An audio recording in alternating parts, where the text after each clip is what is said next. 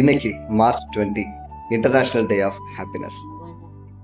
சந்தோஷத்தை தேடி எங்க போகணும், சந்தோஷம் எப்ப கிடைக்கும், எப்ப சந்தோஷமா இருக்கலாம், எப்படி சந்தோஷமா இருக்கலாம், இந்த மாதிரி இந்த ஹாப்பினஸ் ஒரு கண்டிஷன் பேஸ்ட் ஆக்கிடக்கூடாது.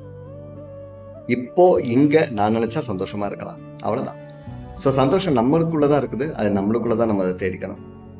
அண்ட் முடிஞ்ச வரைக்கும் நம்மளால முடிஞ்சா சுத்தி இருக்கவங்களையும் சந்தோஷமா வச்சுக்க முடியும். பட் மற்றவங்களை சந்தோஷப்படுத்தணும்னா முதல்ல நம்ம சந்தோஷமா இருக்கணும்ல. ஸோ இது முக்கியமான ஒரு பாயிண்ட். அடுத்தது, எப்போ சந்தோஷமா இருப்போம் அப்படின்னா நம்மளுக்கு பிடித்ததை செய்யும் போது நம்ம சந்தோஷமா இருப்போம். ஸோ பிடிச்சதை பண்ணுங்க. குழந்தைகளா பிடிச்சதை படிங்க, பெரியவங்களா பிடிச்ச வேலையை பாருங்க, பிடிச்சதை செய்யுங்க, பிடிச்ச ஃப்ரெண்ட்ஸோட பேசுங்க.